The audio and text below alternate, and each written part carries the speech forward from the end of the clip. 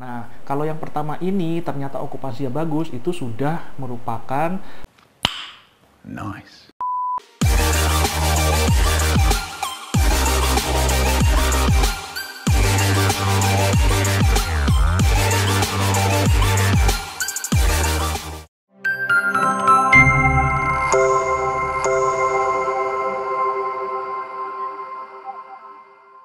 Halo teman-teman, kembali lagi ketemu dengan Andi di sini di channel King Kos, si Raja Kos.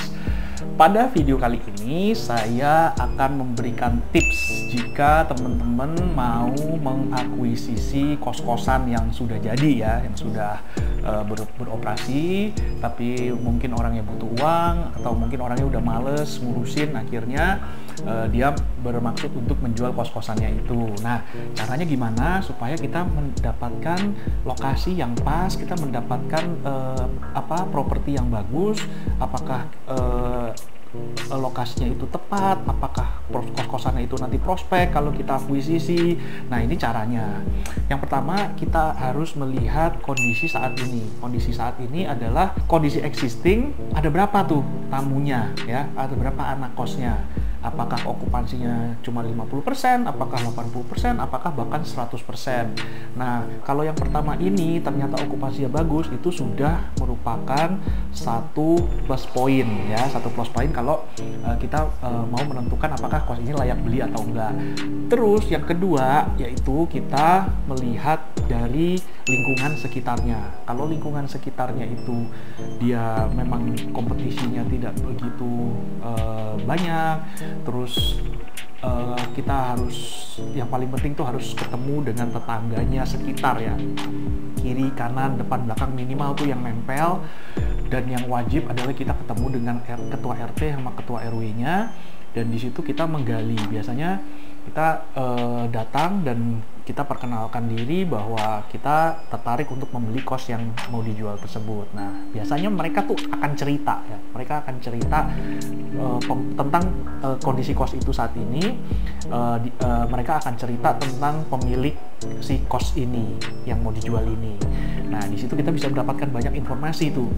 Biasanya mereka akan cerita, oh pemiliknya kayak begini, pemiliknya begini, terus kondisi kosnya begini. Nah, omongan-omongan itu kita tampung semua, dan itu bisa menjadikan bahan pertimbangan kita untuk memutuskan apakah membeli kos itu atau enggak. Dan biasanya permasalahan kos-kosan itu kalau dengan lingkungan itu yang sering terjadi, itu biasanya kita nggak survei ke lingkungan sekitarnya tuh. Nah, nanti kita sudah beli baru kita tahu, oh ternyata kos ini bermasalah sama warga. Kos ini misalnya punya tetangganya yang dalam tanda kutip orangnya sirik, dengki, iri, dan dia nggak suka kalau punya tetangga yang buka usaha kos-kosan. Nah, itu kalau kayak gitu kita udah terlanjur beli, terus kita belum tahu kondisinya, repot nanti. Nah, jadi mendingan sebelum kita mendapatkan masalah, kita biasanya harus wajib survei dulu ke sekeliling lingkungan di mana kos itu berada. Ketua RT, ketua RW itu wajib, karena ketua RT dan ketua RW itu biasanya mereka tahu histori kos tersebut seperti apa, jalan ceritanya, perjalanan kos itu seperti apa, ada masalah apa di situ, ada masalah apa dengan pemiliknya di situ, dan segala macam itu biasanya lengkap. Kita bisa cari info dari lingkungan sekitar, dari tetangga-tetangga sekitarnya. Nah, kalau teman-teman udah melihat, maksudnya udah mencari informasi itu selengkap mungkin, biasanya itu akan menambah keyakinan. Dari tadi yang pertama, dari segi okupansi udah oke, dari survei lingkungan sekitarnya juga udah oke. Nah, akhirnya kita bisa dengan lebih yakin untuk memutuskan bahwa kos tersebut layak kita beli.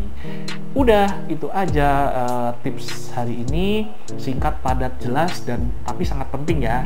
Ingat, sangat penting untuk survei, untuk ngobrol-ngobrol dengan tetangga-tetangga sekitarnya, dengan ketua RT, ketua RW. Jangan sampai tidak dilakukan, karena saya pernah tidak melakukan dan akhirnya ketemulah dengan berbagai macam masalah yang pelik, yang sulit dan berat untuk diatasi. Akhirnya ya kita buka usaha tuh nggak tenang, akhirnya selalu aja ada rongrongan, ada masalah dari kiri kanan segala macam dari lingkungan sekitarnya. Oke teman-teman, jangan lupa subscribe channel ini, jangan lupa nyalakan notifikasi untuk update dengan video-video saya berikutnya. Boleh like, boleh komen, boleh share juga, dan sampai jumpa di video yang akan datang. Dadah!